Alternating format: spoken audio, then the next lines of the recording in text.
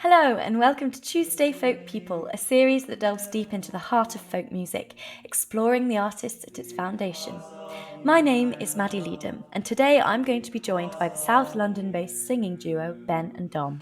We'll sing again the song I heard you singing, the song that set the bells of heaven ringing, the song that Standalone artists in their own right, Ben C and Dominic Stitchbury have come together with their beautiful voices in intricate harmony to celebrate and share their love of singing. The duo are both experienced choir leaders and community musicians and actually met through the community choir scene. And it's their passion to advocate for more people to give singing a go, thanks to its many benefits, principally encouraging men to partake. And they do workshops and all things like that to try and encourage this. We're going to explore all of this and more in today's interview, as well as experiencing 4 performances of their beautiful music. If you have any comments or questions, please feel free to comment away.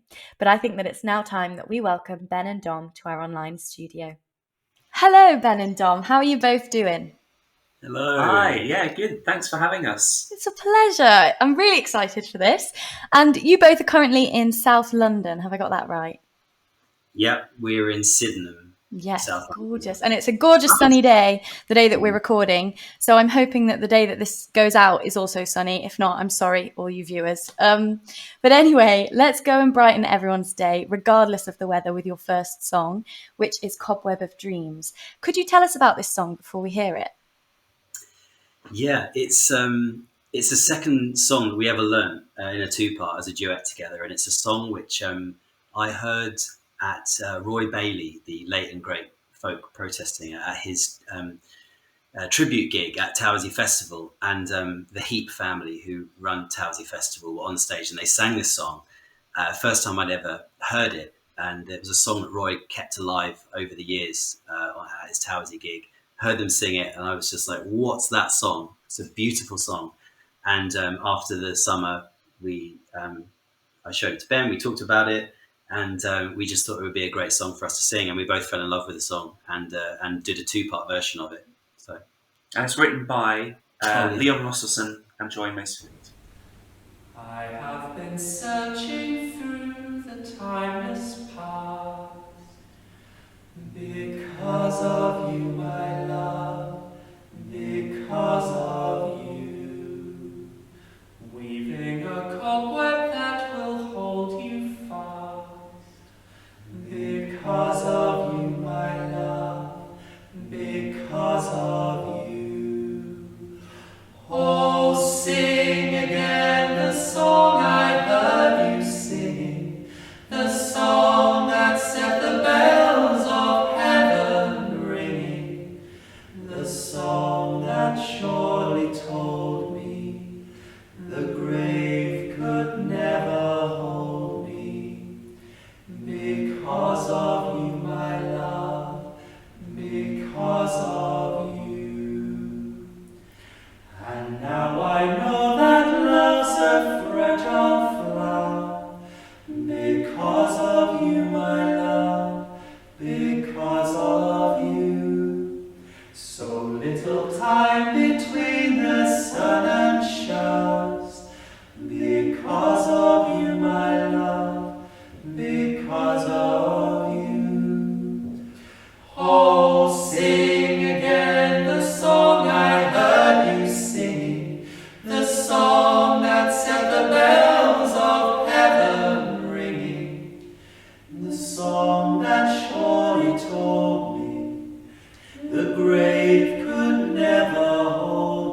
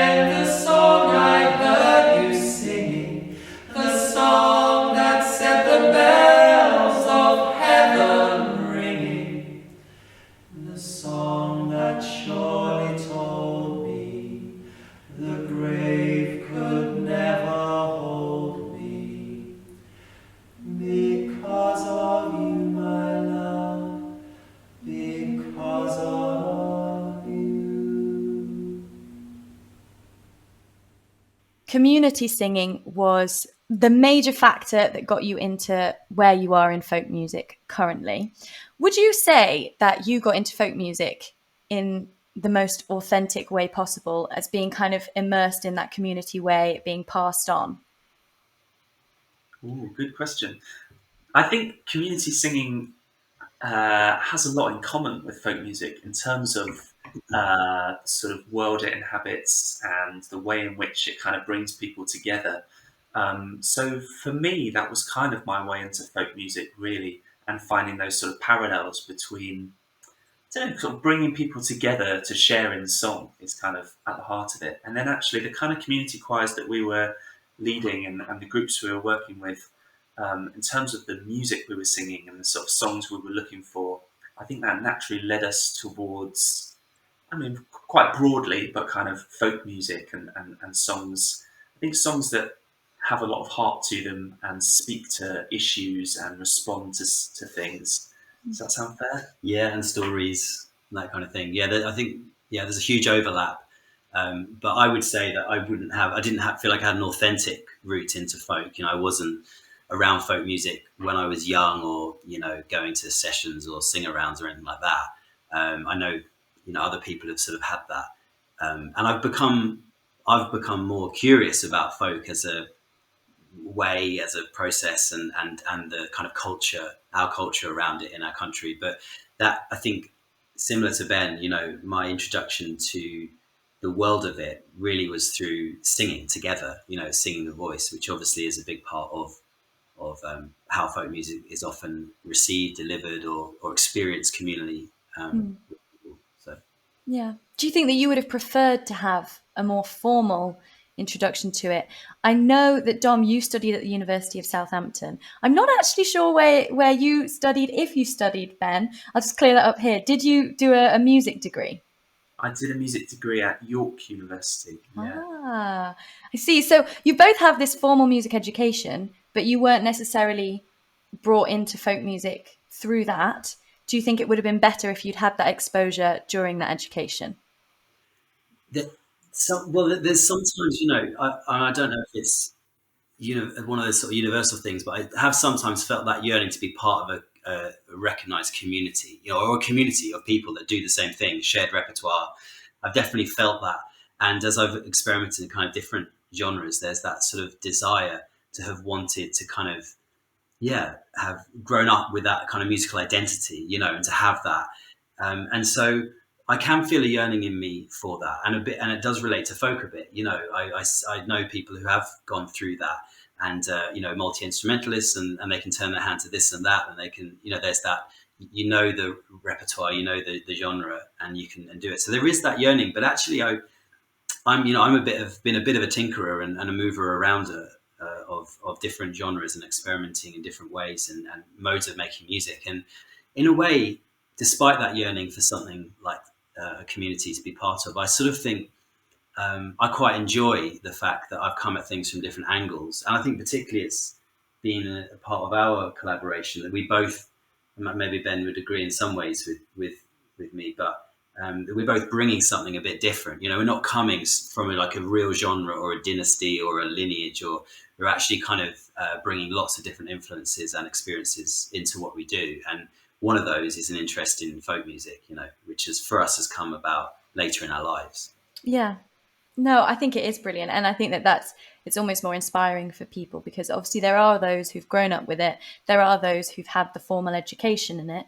But it's never too late to get into it and to learn about it. And there's just something for everyone, because I think that folk music can often be seen as maybe even a bit elitist.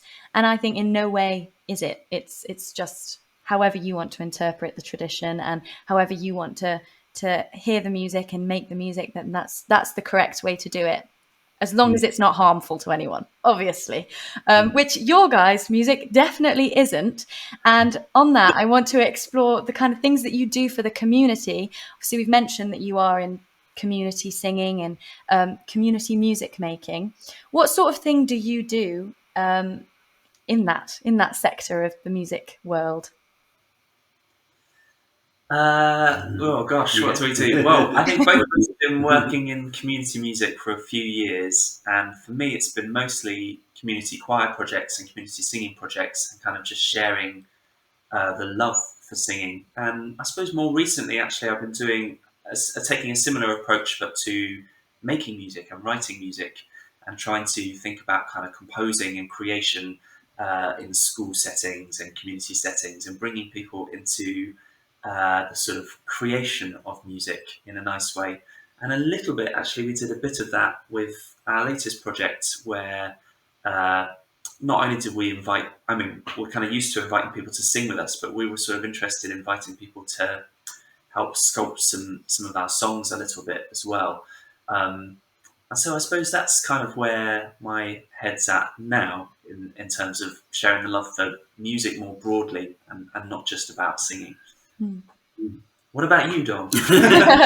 No, we do have similar kind of work areas that we've worked in, and I've so lots of similarities with Ben and bringing songwriting into schools and settings. I've worked in prisons and with adults with learning disabilities, these kind of settings, which are very rewarding and hope to bring something and some enjoyment and some creativity into those places. One thing that a few years ago now, I almost can't believe it's this long ago, but in 2013 I set up an all-male choir called Chaps Choir, which began me on a bit of a journey, thinking more closely about the male voice and the male voice in a group setting, and how we in our culture do or don't as men come together in community to sing, to express ourselves, which, as we know, is a very powerful way to be together and to learn about ourselves, and to also just in a very simple way just kind of shake everything off, express yourself, get everything out. So yeah, I've been part of my journey a little bit has been this investigation, experimentation with bringing men together in communities to sing in a way that I suppose you would say probably isn't part of the more traditional groups and settings that we see in male voice choir tradition and barbershop, although sometimes they cross over. But trying to create something a bit new and maybe for a different generation as well. Hmm. That kind of thing. In that way, would you say that you're using music as a therapeutic tool almost?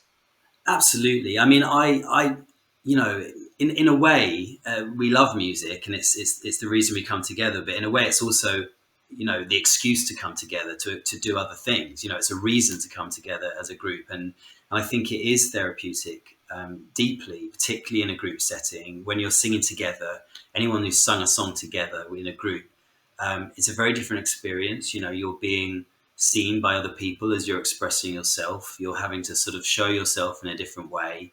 It can be very scary for that reason, but it also can be very rewarding when you've actually expressed yourself so Mm. kind of vulnerably, using your voice in front of everyone else. So this is why people love group singing and choirs. They have that experience, and they're not quite sometimes not quite sure what's happened, but at the end of the session they're like, whoa, this is different, because they've physically expressed something, and they've been part of this community, which, as we all know, in our sort of modern atomized way of being that a lot of us are living, and going about our lives, we don't have these communal ritual experiences of coming together to sing or anything else, but this is one way at least that people can experience it. And it's healing and it's therapeutic, and it's partly why we do it, and all that kind of stuff. And so for men as well, because men often don't turn up to choir, that was part of my interest, was trying to whip them into shape, get them along to sing. Yeah. And so, why do you think that folk music as a genre is so good for community singing compared to other genres? You can take that one. Uh, I think it's a there's something about the heart of it, and the kind of message and the meaning of so many of those songs. I think when you're working with groups of people, you want to get behind kind of shared ideas and shared causes, and I don't know, sort of find something that brings people together in the right way. And the kind of history of the folk tradition is that often it sings to those moments and those whether it's a cause or a sort of coming togetherness. There's something kind of at the core of it that lends itself to being in a group and kind of a shared experience in that way.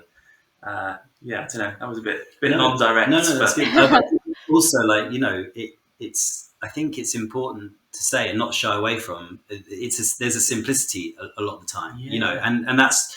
I think in other areas of music, simplicity is sort of looked down upon, and you're always striving for maybe complexity or novelty and that kind of thing. But actually, the beautiful thing about a lot of folk music, particularly sung music, you know, that there often is at least a core of simplicity to the lyrics and the melody, which can be easily ingested by people, and you know, people can take it on. I think that's, you yeah, know, and a directness as well, yeah, which lends itself really nicely.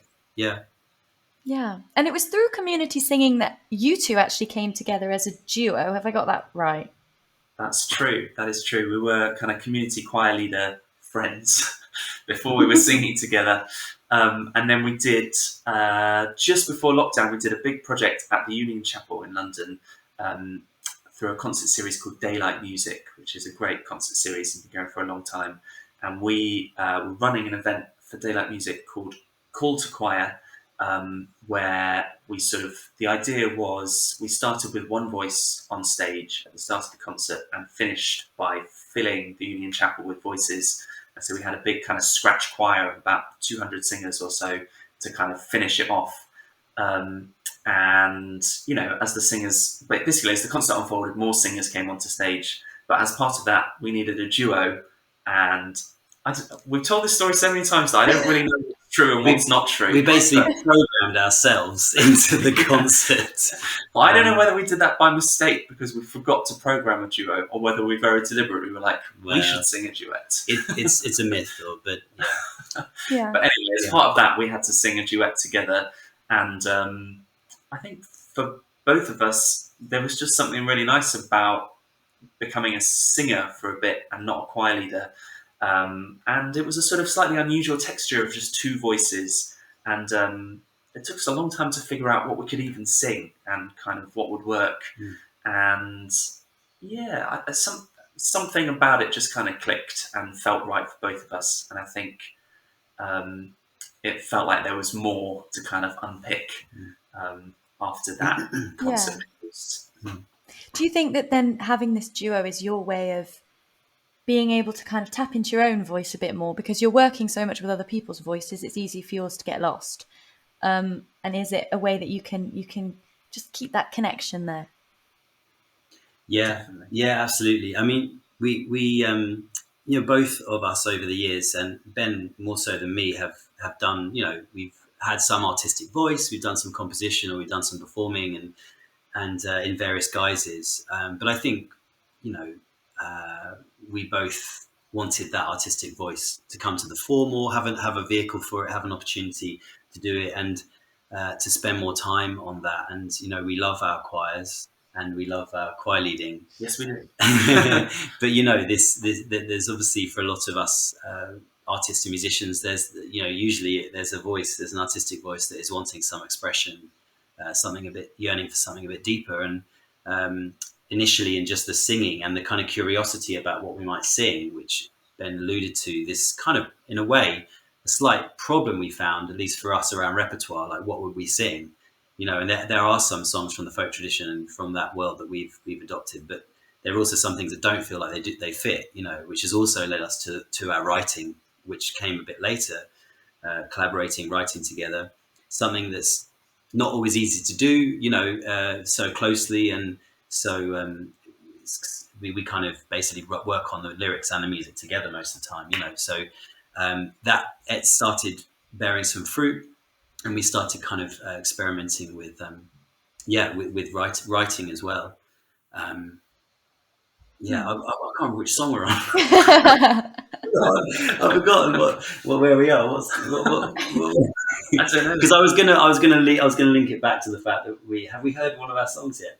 No, That's coming up next. Glad you said it. Actually, it's time for our second song, which I believe is one written by you pair, and this is Atlas. Do you want to explain this one?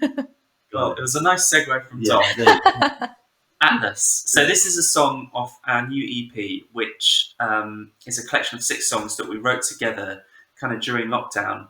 And it a little bit stems out of this idea of wanting to kind of figure out what we wanted to sing about and sort of try our hand at writing for the first time, really, as a duo. Um, and so, as part of this project, we actually kind of opened it up to a wider group of men and asked about 30 volunteers to kind of feed into this process as to what we might sing about and kind of what themes we might cover, what so the direction in which our songs could head. And so Atlas came out of a conversation we had on Zoom with a group of volunteers. This was in the height of lockdown. This sort of character of Atlas holding up the world on his shoulders came to the surface, and it just felt like a really nice kind of summary of a feeling could really concisely be turned into a song. And so this song was born, really. Atlas. Take the world off my shoulders and into the arms of a friend. Take the world off my shoulders so I can start to mend. Lift this weight and try. I'll stand up strong and meet your eye. The weight of the world is a small stone, and together we'll carry the sky. Ooh.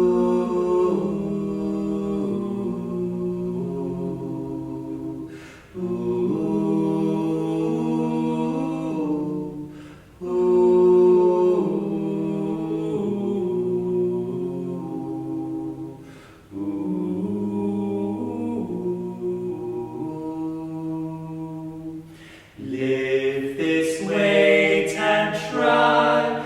I'll stand up strong and meet your eye. The weight of the world is a small stone, and together we'll carry the sky.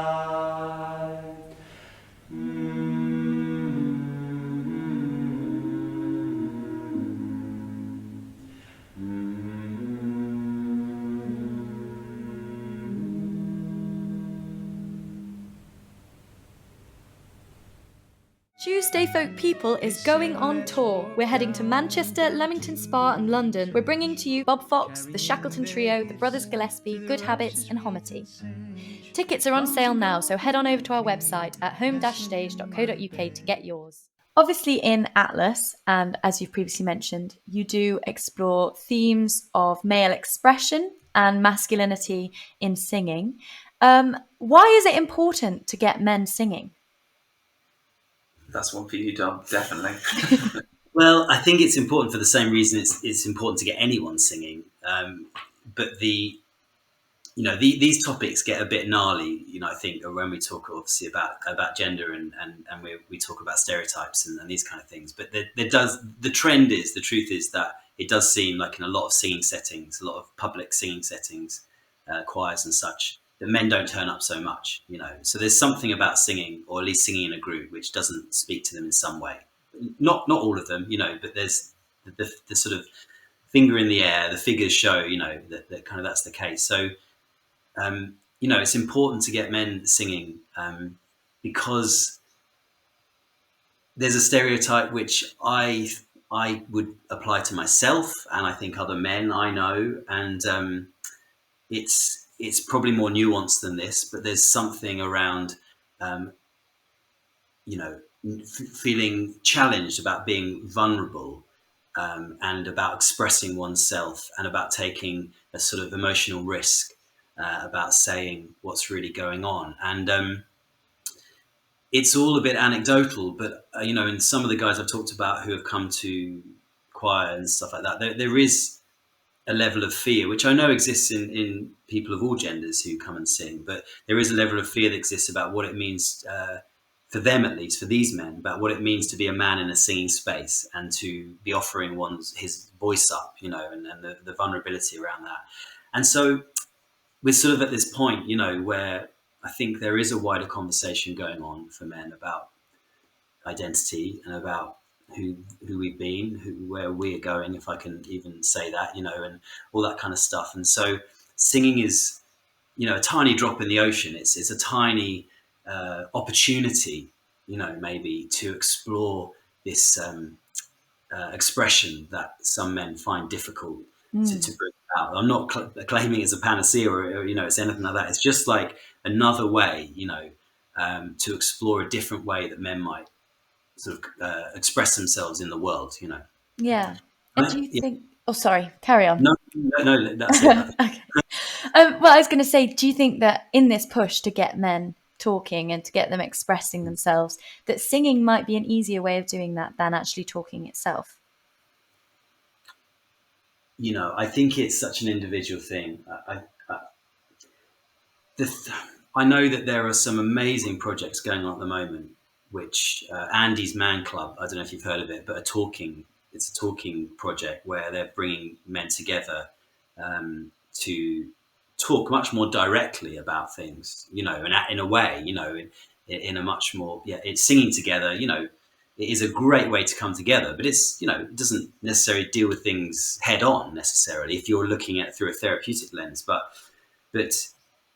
yeah, it's hard to say. I think it's people at different stages and finding something where they can have an outlet to express themselves. And for some guys, coming to choir might be a huge risk, to come and sing. And for others, it might not be. And so I think it's very individual. If what do you think? I think for me, it's just, if I think about my own experience of singing, it's given me so much, and the idea that people might be missing out on that because of sort of levels of comfortability and kind of stereotypes that exist on a sort of societal level. It's just so sad, It's such a thing to be enjoyed, and it can give so much to so many people. It just seems such a shame that there are some sort of barriers in place that stop some men from kind of entering into those spaces. So yeah, I think I'd really like to kind of change the culture around men singing and just making those kind of spaces as open and kind of warm as possible, so that those opportunities are there. Yeah. It's such a great thing to do. Definitely. Yeah, And it's great. you mentioned stereotypes just then. Do you find that, looking principally at traditional folk, that the stereotypes or the characters, the male characters you tend to get in folk songs, they are presented in a certain way? Yes. Well, Yeah. I think there is that, and I know that. Yeah, Yeah, I think that what's great about folk music is that part of the tradition is reinvention, and there are some amazing folk musicians plucking folk songs from the ancient fires and sort of putting their own spin on them and doing really interesting things with them, and that's really cool. And we're kind of interested in that as well. And I suppose one of the reasons actually we started writing songs was a little bit because we couldn't necessarily find things that felt like they just fitted like a glove. And I think once we maybe feel a bit more confident in the folk world, we might dive in again and try and put our own spin on some other things. And we have done a little bit of that. But yeah. I think that the songs about kind of courting, male courting and this kind of thing is very common. For example, a very common theme when you have a man and a woman sort of relationship thing. And so that when we were looking for songs that sort of featured the male identity, they'd often be about those kind of relationships.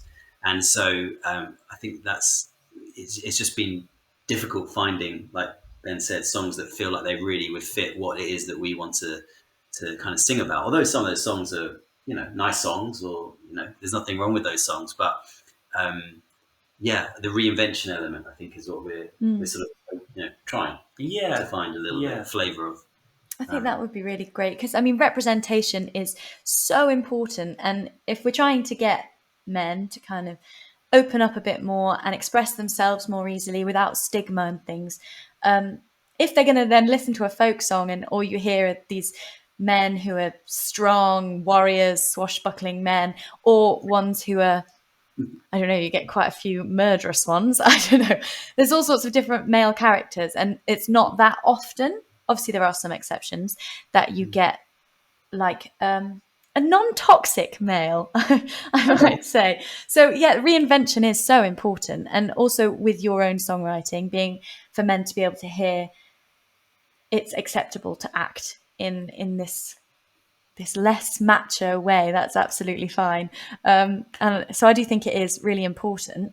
And with your songs and your reinvention of folk songs, do you get, or is it received well, do you think, by the male community? Are you getting the response you hope for? It's a very interesting question. I don't know if we really know the answer to that. I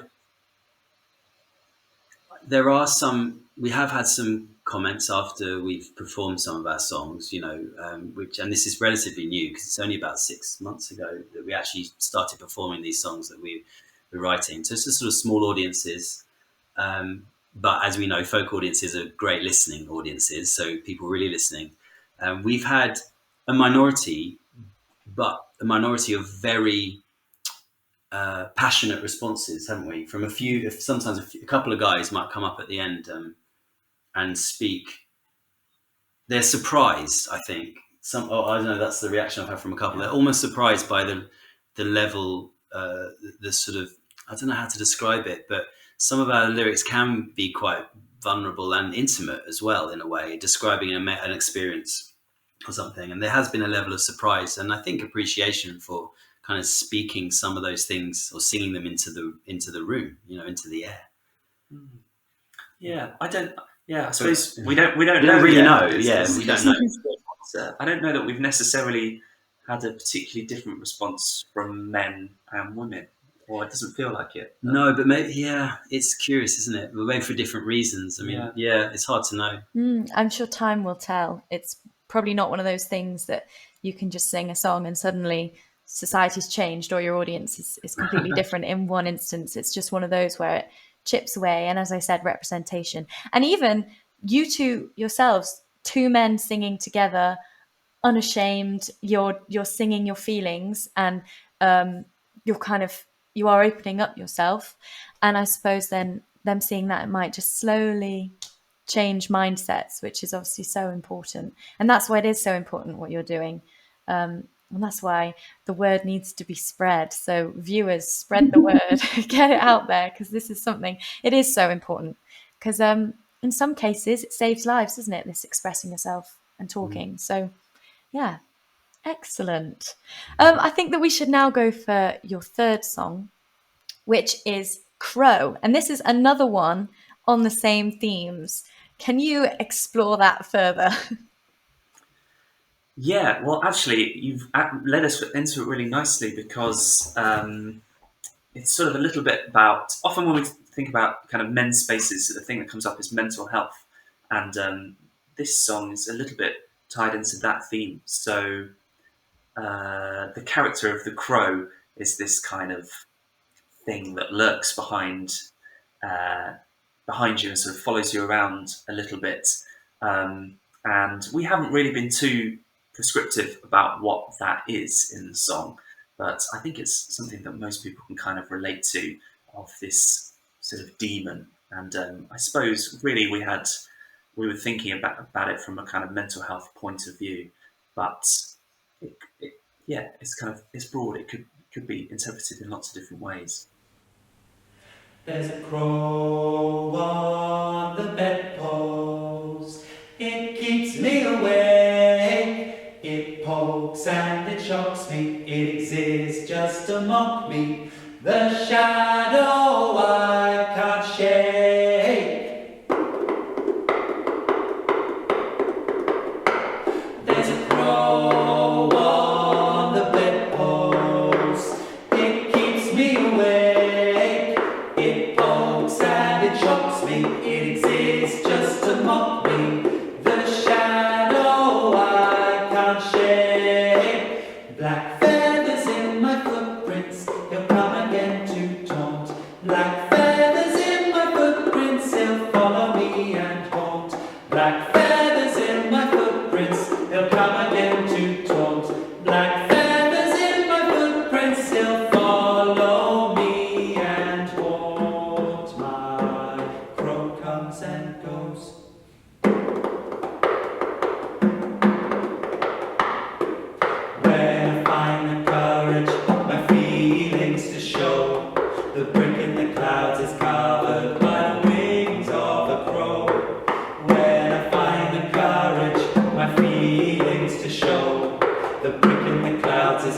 covered by the wings of a crow.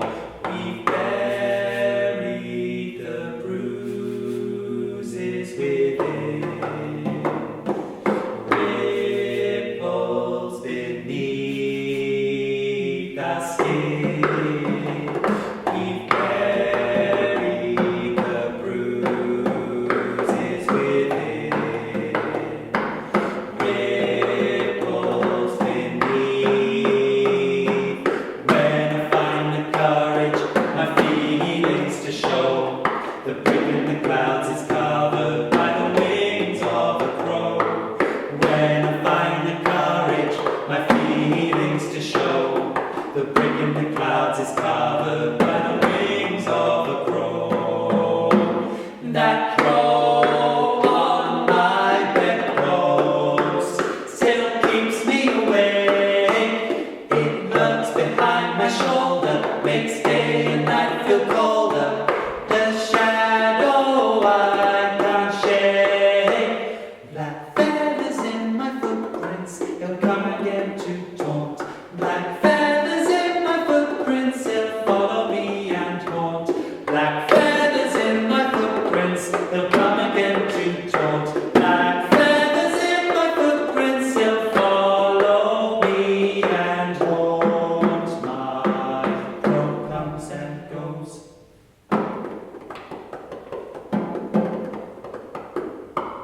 When I find the courage, my feelings to show, the brick in the clouds is covered by the wings of a crow. When I find the courage, my feelings to show, the brick in the clouds is covered by the wings of a crow. When I find the courage, my feelings to show, the brick in the clouds is covered by the wings of a crow. When I find the courage, my feelings to show, the brick in the clouds is covered by the wings of a crow. Comes and goes. All of these themes that we've talked about with regard to male expression and male identity, I feel like they all come together in the EP that you've recently released called Shoulder. In what way does it explore these male themes? Well, this is the project that Ben mentioned earlier. So Shoulder is the EP where we sort of consulted some volunteers and drew some themes out. And each song, there are some overlaps actually, but each song sort of takes a slightly different angle. And I would say that we're looking at themes of support, friendship, what that means possibly for two men, mental health, like Ben has already said, the idea of feeling burdened, possibly by a way that you need to be or feel. Male beauty. Male beauty is one, yeah. Sort of this idea that, how do men think of themselves as beautiful if they do, and how that is presented, and understanding it's a very cultural thing, so that there's a song called A Beautiful Man, which sort of looks at that and looks at also, there's some theme in that about, I think I'd say a little bit about shame, about how you look at yourself.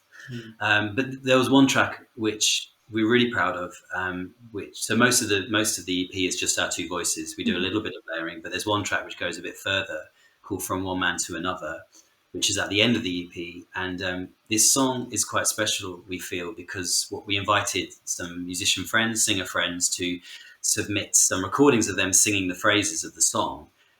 In a way, it's sort of trying to bring those sense of male voices all together in support of each other, and also in, a sort of sense of male community, wider community, So this song, we layered up everyone's voices and created a kind of texture using that. And I think we're really proud of what that is and Really what proud. that speaks to as I'm well. really grateful to the contributors as well. And actually what I feel when I listen to it is it's really nice to hear some quite young male voices in there through to some older, wiser. Yeah, no, it's true. The intergenerational element of that song actually, I think, is a big thing. And it's a thing that gets spoken about a lot, I think, in these sort of more therapeutic, we're talking about men talking together and these kind of things, about this idea of elder and younger, passing on wisdom passing on experience and this kind of thing. And that song, the lyrics in it anyway kind of speak to that as well. Yeah, and that's From One Man to Another. That's the song title, right? Very fitting song title.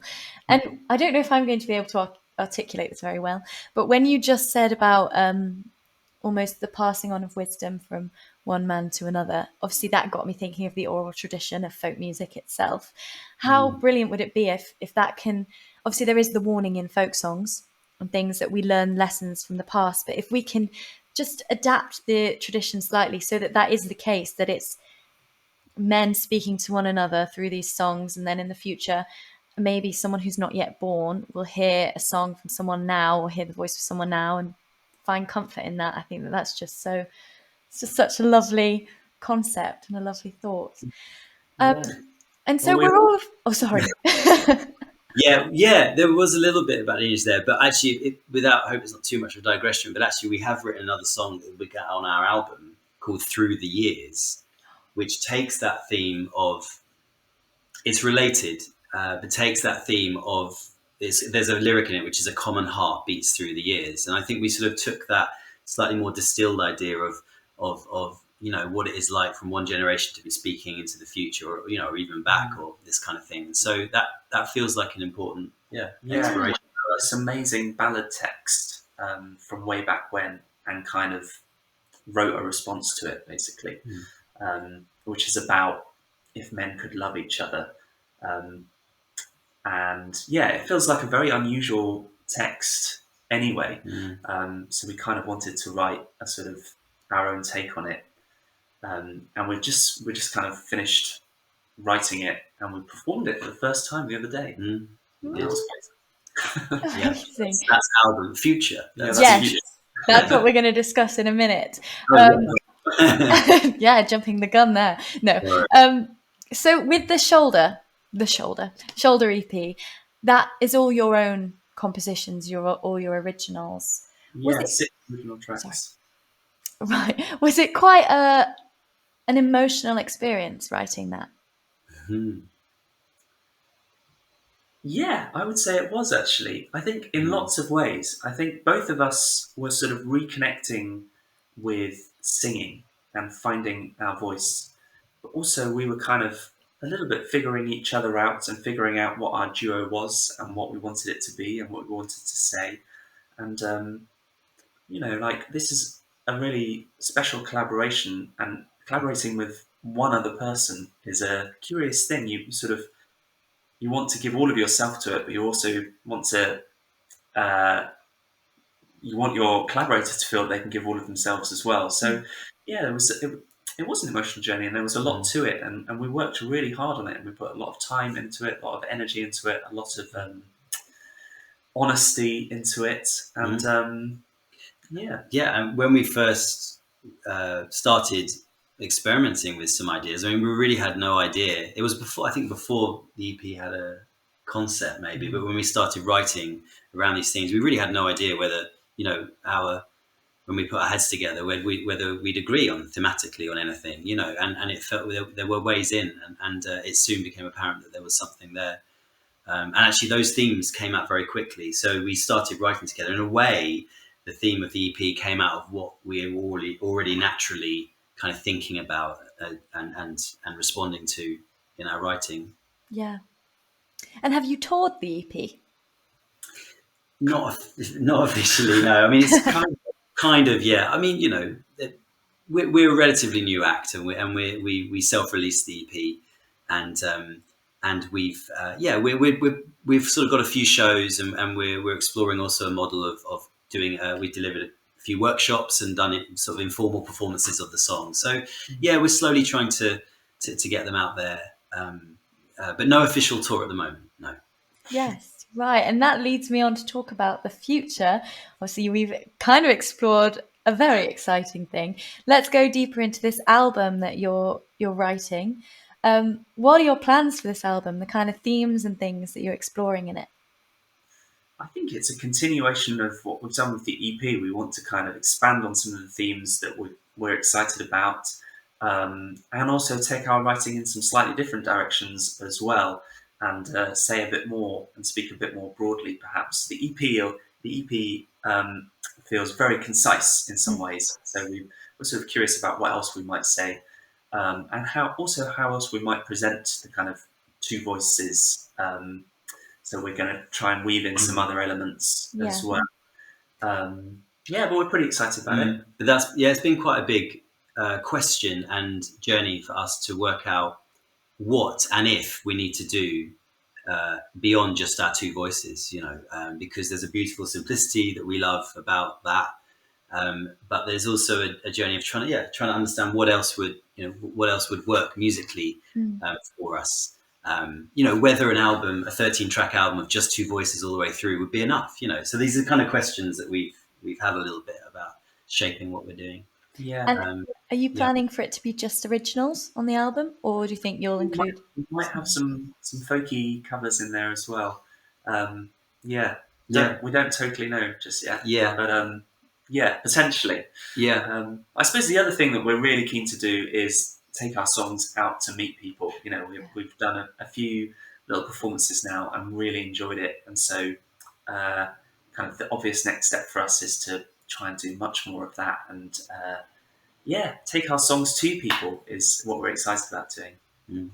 And do you know when this album is due to come out, or is it still too early to say? Am I pushing you too much? No. We're hoping for early next year. Ooh, okay. But we don't have a sort of specific date in mind. Not too long then. Amazing. Not too long. That feels like ages away to me. It flies. It will fly. It'll be here it'll feel like tomorrow. Anything else that you've got? Have you got any gigs, tours, other projects going on?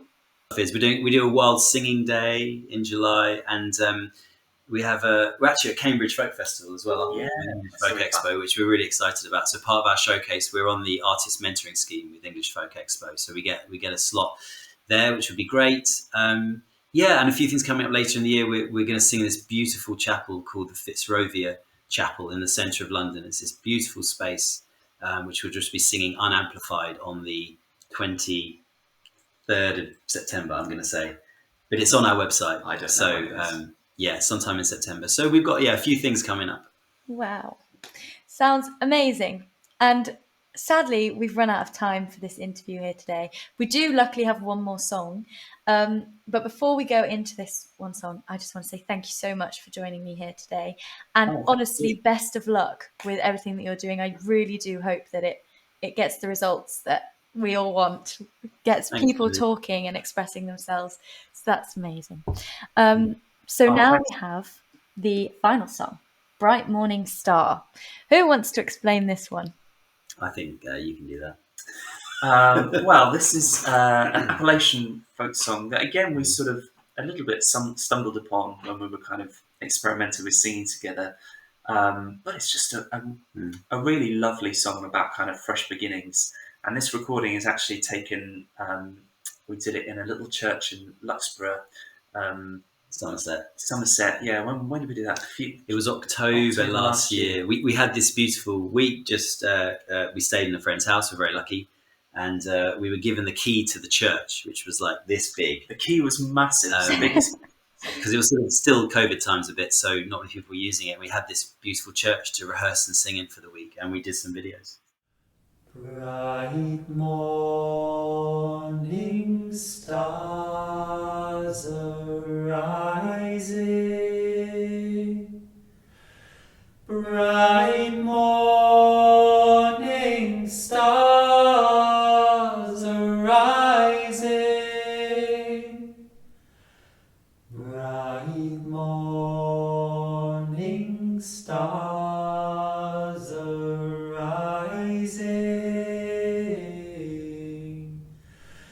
And day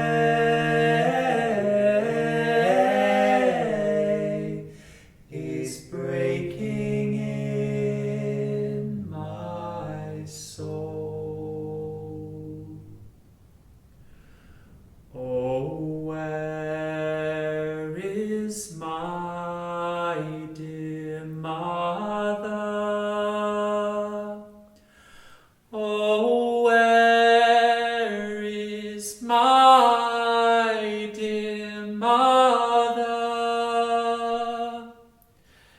She is down in the valley praying, and day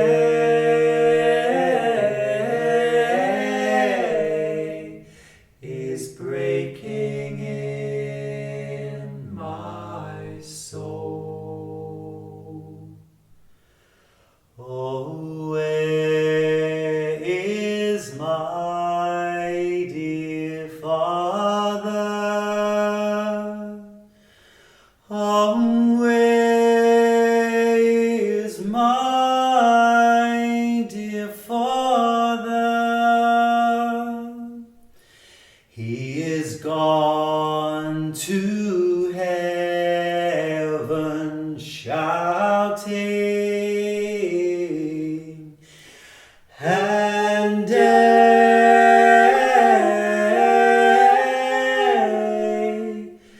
is breaking in my soul.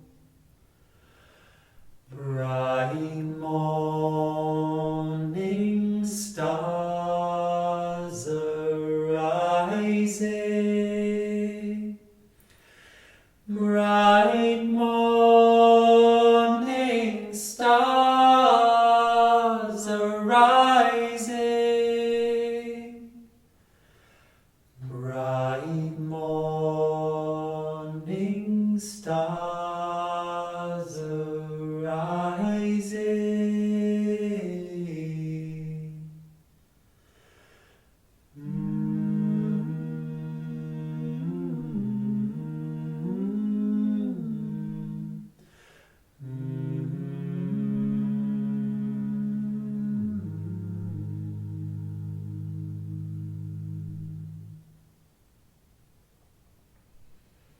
Our next session will be 2 weeks from today at 8 p.m. For more information about our future Tuesday Folk People sessions, podcasts, and other events, please sign up to our mailing list or keep an eye on our social media and website. Things you learn, I love you.